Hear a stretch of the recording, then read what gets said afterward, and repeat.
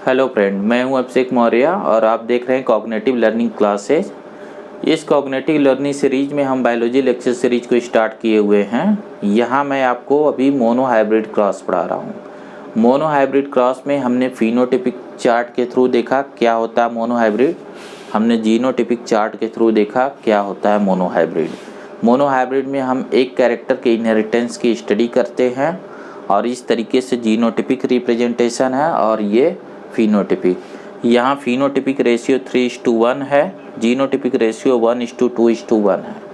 अब यहाँ पे एक सवाल ये आ जाता है कि यहाँ आपको दिख रहा है कि ये प्योर ब्रीडिंग है और ये हाइब्रिड है, लेकिन मेंडल के समय में जबकि ये सारी चीज़ें नहीं आई थी तो उसे कैसे पता लगा कि इसमें से कौन प्योर ब्रीडिंग है कौन हाइब्रिड है। ठीक है, तो उस चीज़ को थोड़ा देखते हैं। इसके लिए यहाँ पे एक और क्रॉस इंट्रोड्यूस किया गया जिसे हम बोलते हैं टेस्ट क्रॉस।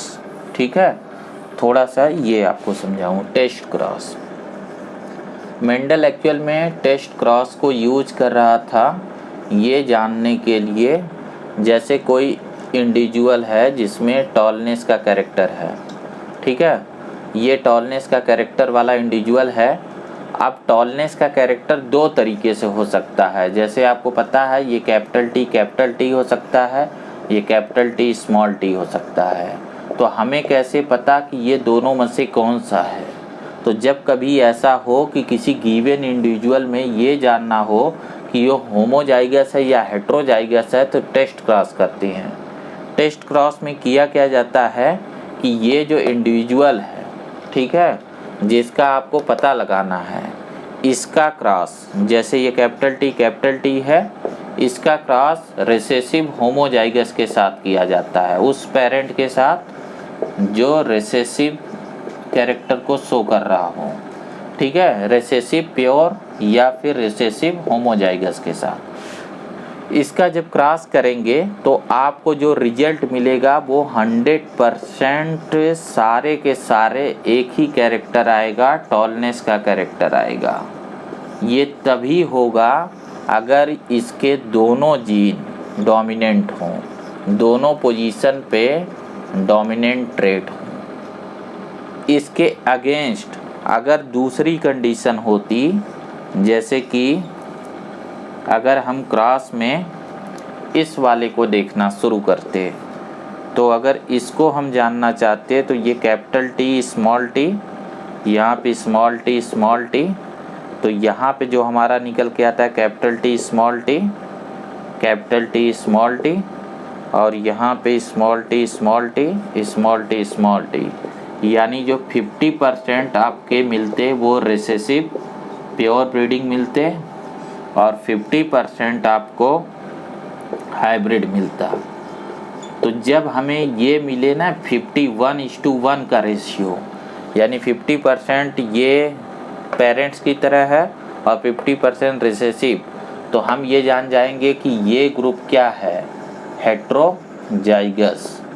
ठीक है, हेट्रोजाइगस या फिर ये हाइब्रिड है।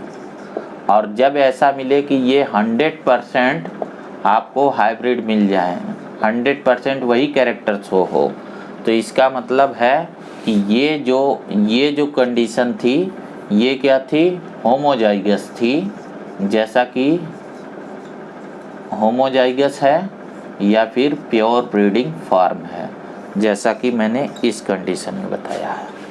ठीक है, इस टेस्ट क्रॉस को यूज कहाँ किया जाता है, जब हमें ये जानना हो कि इसकी जीनोटाइप क्या है। जैसे मैंने बताया ना कि मेंडल का जो ओरिजिनल क्रॉस है उसमें सारे प्लांट्स टॉलनेस के कैरेक्टर को शो कर रहे हैं। आपको बाहर से कैसे पता लगेगा उसका क्या है। जैसे देखिए, ये इस बात को समझिए, जैसे ही देखिए ये इस क्रॉस में ये तीनों प्लांट में टॉलनेस का कैरेक्टर शो हो रहा है। अब आपको यहाँ से पता है कि ये जो तीनों में टॉलरेंस का कैरेक्टर शो हो रहा है ये अलग अलग हैं, ये कैपिटल टी प्योर ब्रीडिंग है और ये हाइब्रिड है। तो हम अगर ये डिफ्रेंशिएट करना चाहते हैं प्योर ब्रीडिंग को हाइब्रिड से, तो हम टेस्ट क्रॉस को यूज करते हैं। अगर सारे रिजल्ट में 100% टॉलरेंस वाला आप सारे ऑफस्प्रिंग आएंगे तो ये प्योर ब्रीडिंग फार्म है, और अगर 1:1 रेशियो आएगा तो ये हेटेरोजाइगस। तो जाहिर सी बात है, जब इसका टेस्ट क्रॉस किया जाएगा, इसका टेस्ट क्रॉस करेंगे तो ये वाला आएगा रिजल्ट, और इन दोनों का अगर किया जाएगा तो ये वाला। तो इसके भी यहाँ पे वो जान गया कि यहाँ के 50%, टोटल 4 है ना, 4 का 52% 2 होंगे, 50% इंडिविजुअल कैसे हैं, हाइब्रिड हैं, 25% प्योर डोमिनेंट है, 25% क्या हैं, प्योर रिसेसिव है। ठीक है, मैं इसी चीज़ को फिर से थोड़ा सा आपको बता रहा हूँ। जो ये रेशियो है, इसको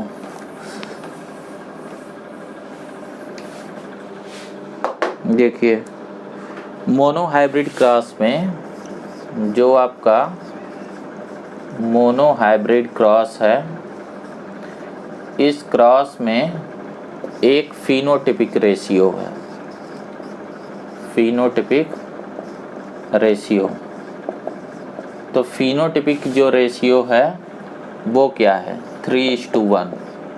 3:1 का मतलब क्या है, ये टॉलनेस को दिखा रहा है और ये डॉर्फनेस को। जीनोटिपिक रेशियो क्या निकल के आई है, जीनोटिपिक रेशियो क्या है यहाँ पे, जीनोटिपिक रेशियो है यहाँ पे 1:2:1। तो 1 क्या है, ये 1 जो है इसको प्योर ब्रीडिंग या फिर आप बोलिए होमोजाइगस डोमिनेंट, ठीक है, ये हाइब्रिड और ये प्योर ब्रीडिंग होमोजाइगस रिसेसिव।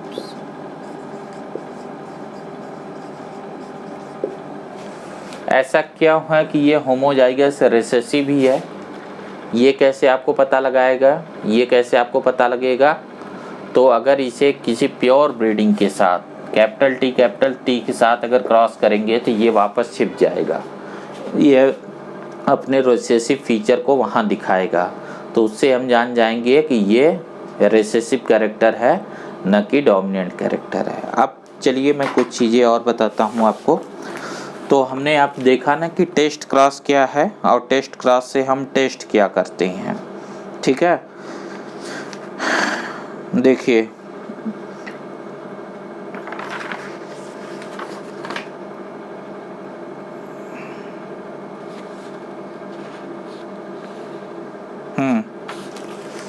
अब हम इसमें देखेंगे, जैसे जो आपकी बुक के लैंग्वेज में मेंशन किया गया है उसको थोड़ा सा इसमें देखेंगे।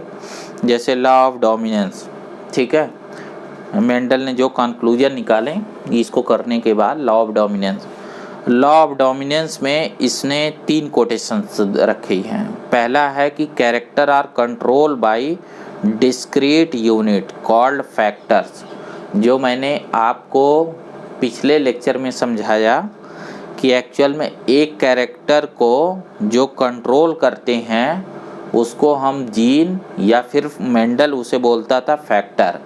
डिस्क्रीट का मतलब क्या है, यहाँ एक वर्ड है ना डिस्क्रीट, आपको ये बहुत ध्यान देना है ये सारे टर्मिनोलॉजी। डिस्क्रीट का मतलब ये है, जैसे ये कैपिटल टी है, यहाँ पे कैपिटल जी है, ठीक है।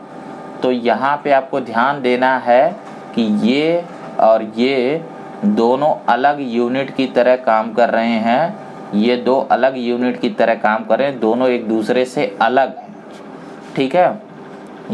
ये अलग कैरेक्टर के लिए रिस्पॉन्सिबल है, ये अलग कैरेक्टर के लिए रिस्पॉन्सिबल है, ये अलग कैरेक्टर के लिए रिस्पॉन्सिबल है। तो ये एक डिस्क्रीट यूनिट है और ये एक डिस्क्रीट यूनिट है, दोनों एक दूसरे से अलग हैं। हालांकि इस केस में ये अलग नहीं हुए, ये जुड़ गए, लेकिन ये बात मेंडल नहीं समझ पाया था, तो मैं उसे कॉम्प्लिकेट नहीं कर रहा हूँ, फिर मैं उसे बाद में बताऊँगा, ठीक है। तो इस बात को यहाँ मेंशन किया गया, character are control by discrete unit called factor. Factor occurs in the pair, factor pair में है। ऐसा क्यों है कि फैक्टर पेयर में है, तो वो बात आपको मैंने समझाई कि फैक्टर देखिए पेयर में इसलिए कि फैक्टर एक्चुअल में क्रोमोजोम पे बेस होते हैं और ये क्रोमोजोम डिप्लॉयड स्टेज में होते हैं। तो जब क्रोमोजोम डिप्लॉयड होते हैं तो इस पे जो फैक्टर होता है वो भी डिप्लॉयड होता है, क्योंकि इसमें आधा आपको अपने पेरेंट्स से, फीमेल पेरेंट्स से मिले हैं और आधा आपको अपने मेल पेरेंट्स से मिले हैं, यानी ये सेक्सुअल रिप्रोडक्शन का प्रोडक्ट है, इस वजह से ये पेयर्ड होते हैं। ठीक है, नेक्स्ट वन है in a dissimilar pair of the factor one member of the pair dominate the other. इस चीज़ को यहाँ देखिए, ये एक डिसिमिलर है पेयर, इसमें ये बोल रहा है कि इसमें एक जो है दूसरे पे डोमिनेट करता है, ये लिखा है ना यहाँ पे, in a dissimilar pair of factor one member of pair dominant the other recessive.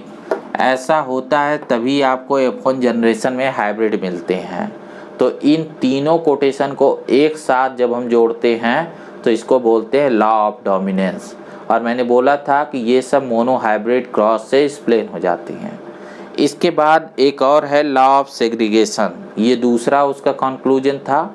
इस कंक्लूजन में क्या बताया था मेंडल ने कि एक्चुअल में जो इस हाइब्रिड में डोमिनेंट और रिसेसिव ट्रेट की मिक्सिंग हुई है, जो ये साथ साथ आए हैं, ये ब्लेंड नहीं हुए हैं, जो कि पहले मेंडल से पहले ब्लेंडिंग इनहेरिटेंस ज़्यादा पॉपुलराइज था, तो इसने कहा ये ब्लेंड नहीं हुए हैं। एक्चुअल में जब फर्दर गेमेट बनेगा तो ये सेग्रीगेट हो जाएंगे, क्योंकि ये डिस्क्रीट यूनिट है, एक दूसरे से अलग है, ये फिर से अलग हो जाएंगे। तो आप देख रहे हैं कि फिर से जब गेमेट बना तो ये जो स्मॉल टी है ये रीअपीयर हो गया। यहाँ पे ये स्मॉल टी का फिर से रिसेसिव कैरेक्टर का निकल के आना, जबकि पेरेंट में ये कैरेक्टर शो नहीं हो रहा था। पेरेंट में जो कैरेक्टर शो हो रहा था वो टॉलनेस का, लेकिन जो ऑफस्प्रिंग हुए उसमें डॉर्फनेस का कैरेक्टर है। तो इस बात को कैसे हम एक्सप्लेन करेंगे कि कैसे वापस आ गया ये डॉर्फनेस का कैरेक्टर।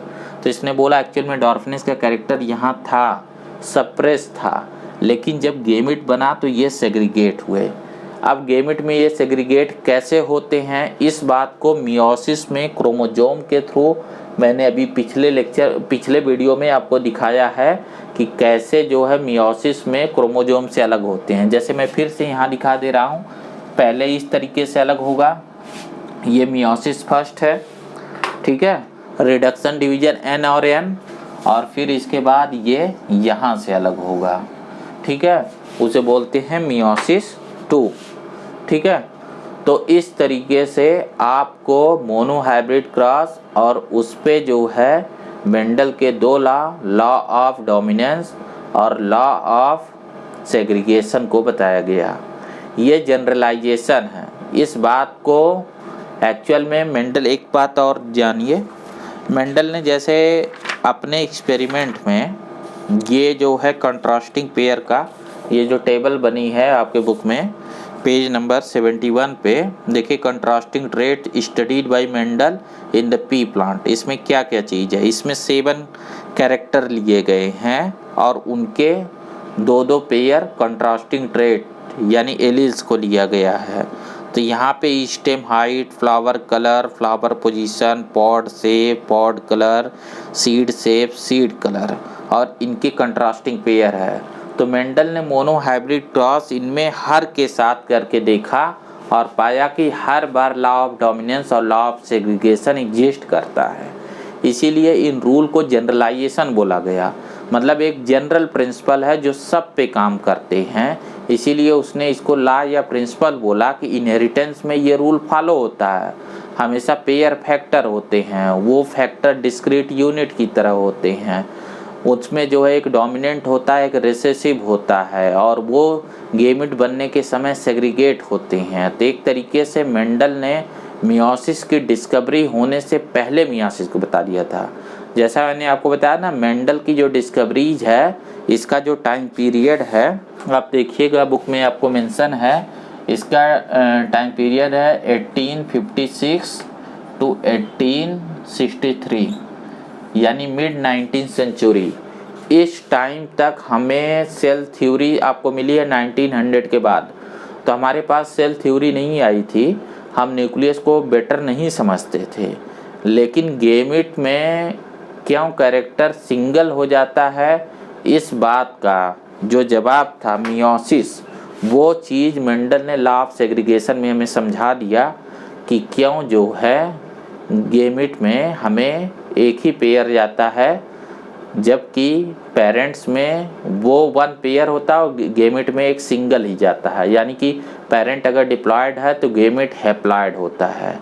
यानी जो रिडक्शन डिवीजन आज आप मियोसिस को समझते हैं, ये बात उसने पहले ही बता दिया था अपने मैथमेटिकल कैलकुलेशन से। तो ये मोनोहाइब्रिड क्रॉस तक है। अब नेक्स्ट लेक्चर में हम डाई हाइब्रिड क्रॉस को सीखेंगे और डाई हाइब्रिड क्रॉस का से जो जनरलाइजेशन निकलेगा उसको सीखेंगे। डाई हाइब्रिड का जो जनरलाइजेशन होगा लॉ ऑफ इंडिपेंडेंट असॉर्टमेंट, उसे नेक्स्ट क्लास के लिए रखते हैं। Thank you.